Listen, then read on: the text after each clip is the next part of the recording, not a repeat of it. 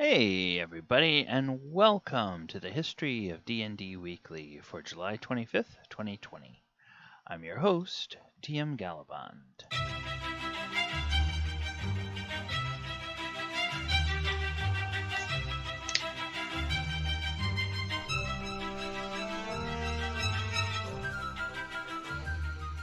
Alright, this week on History of D&D Weekly, we are going to take a look at spellcasting, specifically spellcasting in original D&D rules, and how that differs from what we are used to in 5th edition.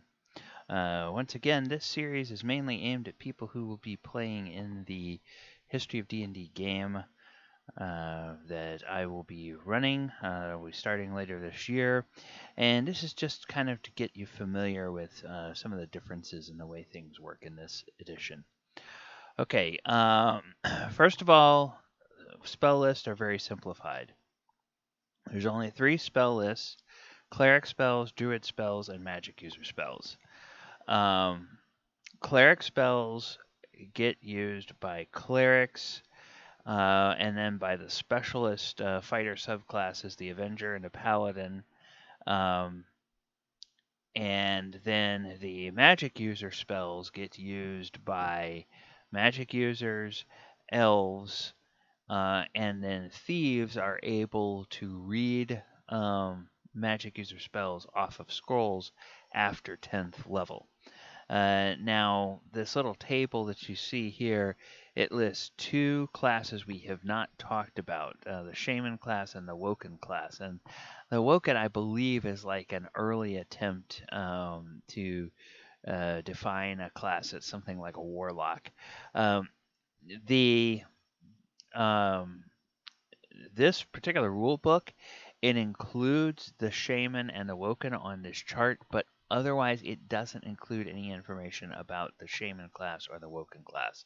So those classes are not available in our game, so just ignore those. They don't count.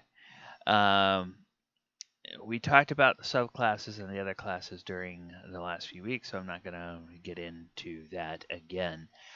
There are a couple of things to remember about memorizing spells.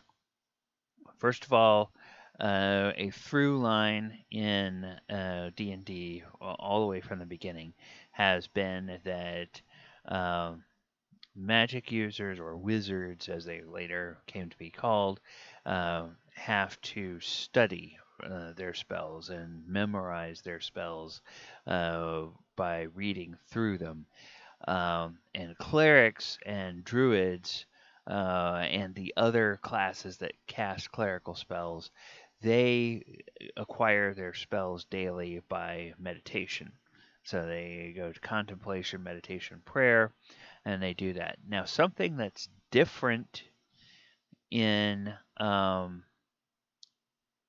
the this edition, well, something that's specified in this edition is about spells that you don't use. So let's say that your character has a total of 5 spells that they memorize. So, first day of the adventure, they memorize all 5 spells. They go through the day and they only cast 3, so they have 2 that they have not yet cast before. Now, the next morning when they wake up, they still have those 2 spells in memory. So when they go to do their prayer or their study, they can either replace those 2 with something new, or they can just keep those 2 and learn the 3 new ones that they're going to add to fill back up their complement of 5. And that's a very technical type of thing, but that could make a difference, or that does make a difference in things like if your party gets attacked overnight. If you have unused spells, well, then when you wake up in the middle of the night, well, you still have those spells memorized and you can still use them. Now, another thing that's a little bit different, we're used to in 5th edition thinking of the list of available spells and the spell slots as separate items. But in original D&D, they are actually tied together. So, for instance, a cleric has Cure Light Wounds, which 5th edition is the Cure Wound spell. So, if you memorize or if you meditate for Cure Light Wounds one time as a cleric, then you only have one iteration of that spell that you can cast during the day. You cast Cure Light Wounds once, it's gone. You cannot cast Cure Light Wounds again, even if you have more first level spell slots. If you have 3 first level spell slots and you want to be able to cast Cure Light Wounds 3 times, you have to meditate, memorize it 3 times. And that means that if you only have 3 first level spell slots, you don't get any other spells except those 3 castings of Cure Light Wounds. So that's something to think about for resource management. Also, it stipulates that you have to memorize spells first thing in the morning before doing any strenuous activity. So if let's say you're tracking tracking enemies or something, and you wake up in the morning and you travel for a couple of hours, and then your scouts come back and say, "Hey, we caught or we found where the enemy's encampment is." You cannot wake up, travel, and then when you get there and figure out what the enemy camp is like, you can't then stop for an hour and memorize the spells. You have to memorize the spells before you do any traveling or any kind of activity like that. So you do have to kind of make a guess at what you're going to need, and you have to do it before you basically start adventuring for the day. That's something that's important to keep in mind with this edition of the game. And then casting spells, they did not break down in this edition. They did not break down specifically spells that need verbal, somatic, material components. It's presumed that the cleric or the magic user has whatever they need to be able to cast the spells that they're memorizing for the day. And it's very rare that it mentions anything that is required to have during the casting of a spell. They do specify, however, that in order to cast spells, you have to be able to gesture and speak normally. So you cannot cast spells if you're tied up. Because they don't specify which spells are verbal only, which spells are verbal and somatic, you have to be able to use your hands for all spells. You also cannot cast spells if you are gagged. So once again, there's no such thing as spells in this edition that are somatic only, so you have to be able both to speak clearly and to use your hands to cast spells. That goes for clerics as well as for the magic user spell list. Also, you cannot cast spells while walking or running, rowing a boat, or pulling a raft. You have to stand still and you have to concentrate all the way through the casting of the spell. And if you get disturbed, so hit by an attack or grappled or anything while you're casting a spell, the spell is automatically ruined. There's no check to see if you are able to continue casting the spell. It's automatically ruined, and the spell is erased from the caster's mind just as if it had been cast. And then damage dice, unless specified, a lot of times it'll say it'll do 1 die of damage for every level of experience of the caster. Well, those, and it doesn't say, well, what damage type. In those cases, it's always D6s. And there's also a maximum damage produced by any single spell is 20d6. So even though there may be spells that say you add another die of damage for every level of the caster, the cap is always 20. So if you're a 25th level magic user and you cast a fireball, it's just going to be a 20d6 fireball. It's not going to be a 25d6 fireball. Spells have a range, how far away the effect can be, the duration, how long does the effect last. The effect of the spell kind of says details on the number of creatures or objects, area or volume of the spell, and then there's a description of the spells. In original D&D, saving throws work similarly, except there's different categories of saving throws. There's, as you saw when we were going through the different classes, there are things like saving throws against paralysis, there's saving throws against dragon breath, and there's saving throws against spells as well. So if the target of the spell is entitled to a saving throw, they will always be rolling their saving throw against spells, unless there's something specific in that spell that says, oh, you make a saving throw versus breath weapons for this, or a saving throw versus paralysis for this. Now, there's also something in here called reversible spells. And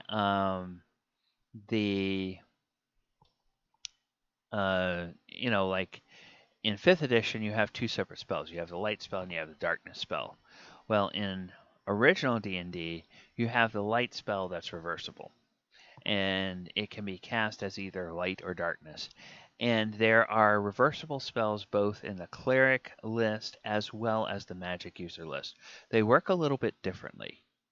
The clerics can memorize the spell normally. And then at the time they go to cast it, they can choose whether they cast it normally or whether they cast it in reverse. And there's kind of a little funny caveat about that.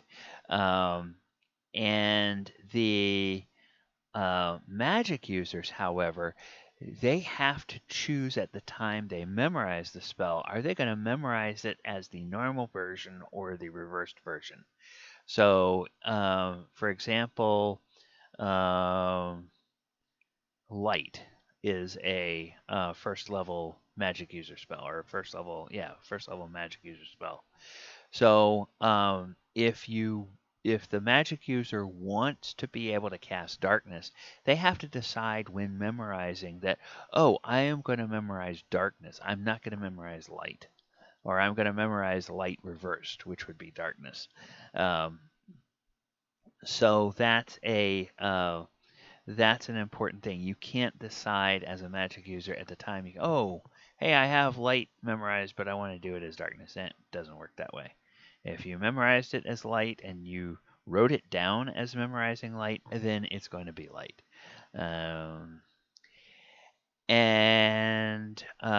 There's a multiple spell effects. Usually you cannot stack the same spell on someone, so you can't cast haste on someone twice and double the effect. Like casting haste on someone, instead of them getting 1 attack per round, they get 2 attacks per round.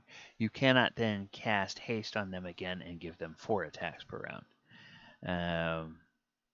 And then there's but there are different magical effects will stack.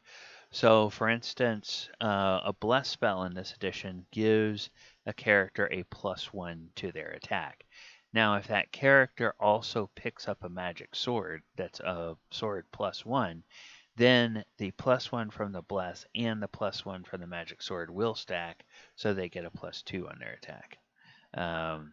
That's an example there.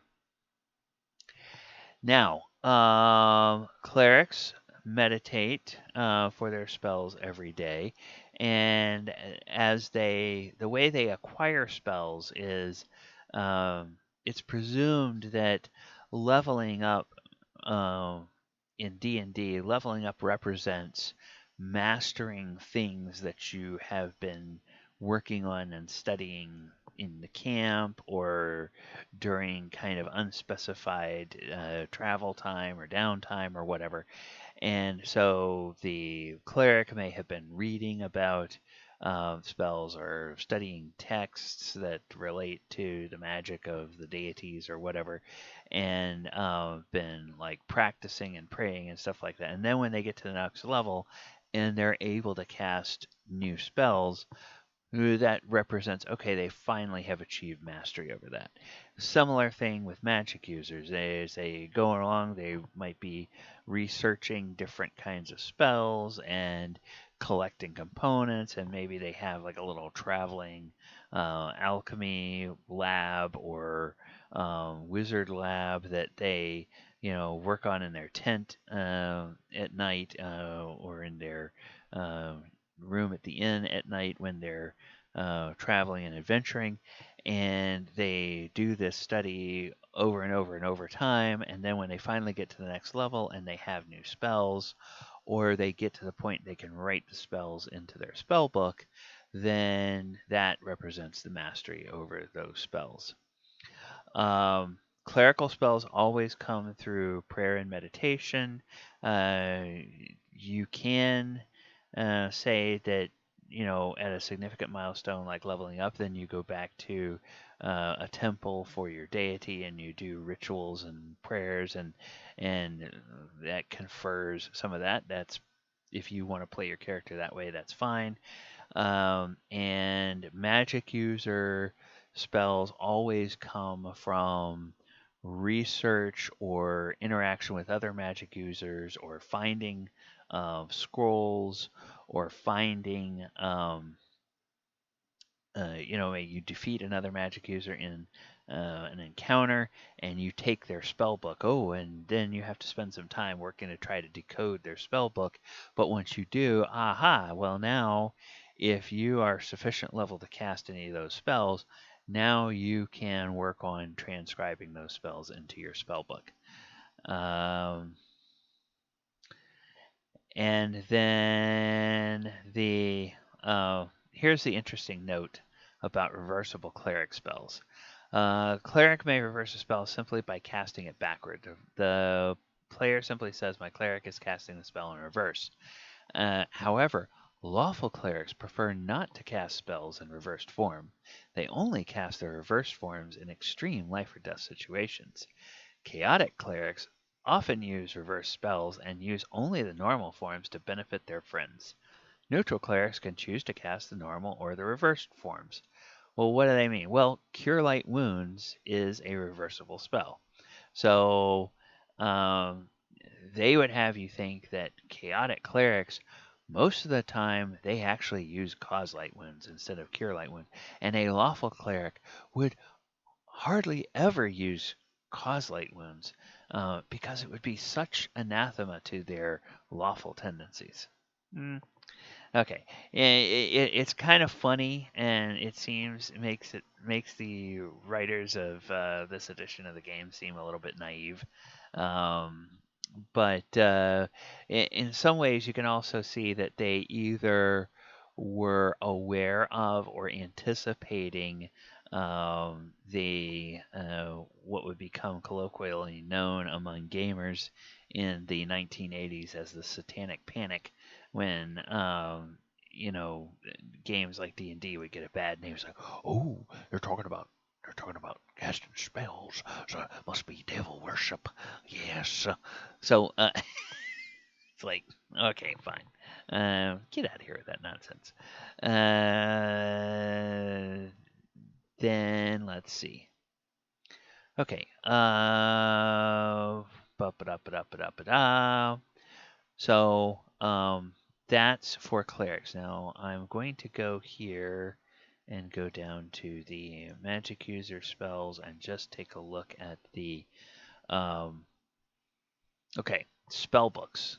It's really important for magic users and elves, and I guess magic users and elves are the only ones that natively can cast magic user spells. The thieves have to have magic user scrolls.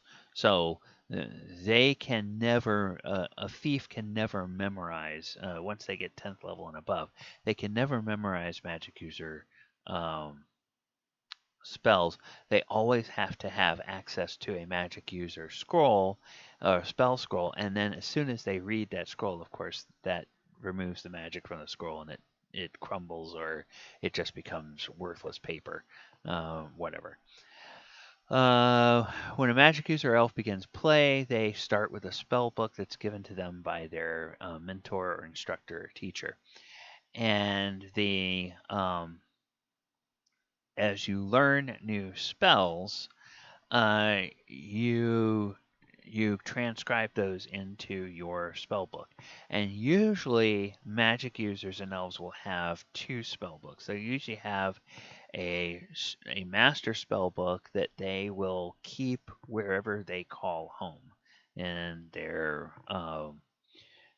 their hometown with their family or whatever, or if they build a stronghold, they'll keep that in their stronghold. Then they'll probably have a traveling spell book. That is one that they take with them on their adventures. And a couple of reasons for that. One is you don't want to be out on an adventure and have your spell book get lost or stolen, and then all of your spells are gone and you don't have access to any of them. Now, of course, you won't be able to access the spells that you had on that traveling spell book. And, if you get higher and higher level, maybe, you start to play kind of phony baloney stuff, like you want to have multiple traveling copies of your spell. I don't know. If that starts to get to be a problem, I would, we'll figure out how to deal with that. But I would just kind of say, let's not go too crazy here. What you might wind up doing is you might wind up buying some magic user scrolls and then buying and preparing materials to create a new traveling spell book and then start transcribing those spells from the scroll into your traveling spell book. So that might be something that you would do. Now, you obviously cannot transcribe spells that are higher level than you can cast into your spell book. You have to be able to understand the spell and use the spell to put the spell in your spell book. So if you're, if you're, let's say, 5th level, and you run across spells, I think at 5th level you can only cast up to 3rd level spells. So let's say you run across you defeat an enemy, and they have a few scrolls, and there's like 2 4th level magic user spell scrolls. Well, you cannot read and then transcribe those spells into a spell book until you are able to actually cast 4th level spells. So you would have to wait until you accumulate enough experience that you can start casting 4th level spells. Then you can take those scrolls and you can put them into a spell book. And then lost spell books. Then destroyed, cannot regain spells until he replaces the spell book. Can't just read from somebody else's spell book. Recreate the spells from memory and research, but it takes a lot of money and a lot of time. Method, amount of time, and cost is for the DM to decide, but a rough guideline is 1,000 gold pieces and 1 week of study for each spell level replaced. So for every 3rd level spell would require 3,000 gold and 3 weeks to reconstruct. And that pretty much takes all the characters' time. So basically, basically replacing a spellbook means that magic user or that elf is not adventuring, because they're spending all of their time back at home, and all the money they've gotten from, or a lot of the money they've gotten from their share of accumulated adventures, going about replacing those spells. All right, so that is going to do it, I think. That's an introduction to spellcasting for magic users and clerics and druids. interesting thing to remember about druids is that druids are the only class in our game that are able to access the druid spell list. Druids also, because of the fact they spent from level 1 through 9 as a cleric, they also retain access to the cleric spells going forward. So they can cast from both the cleric list and the druid list, which is why if you look at the druid spell list, it looks very short, because it is not a unique and separate spell list. It is an augment to the cleric spell list, but it's only for druids.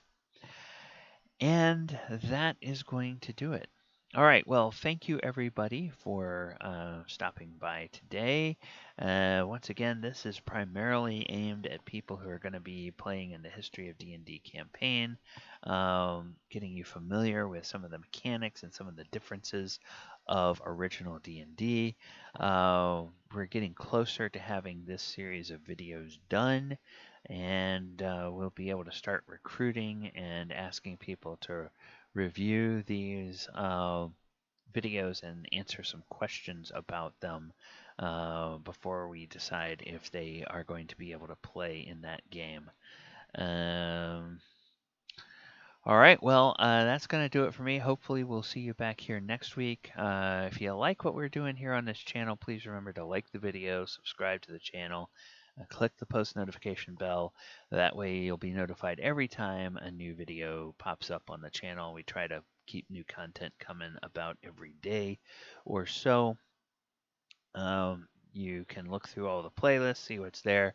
In the description, you'll see how to follow me on social media and how to find out about the live streams that I do several days a week, both running actual play games and other types of live streams that I do. All right, everybody, take care. Hope you have a wonderful week, and we will see you later. Good night, everyone.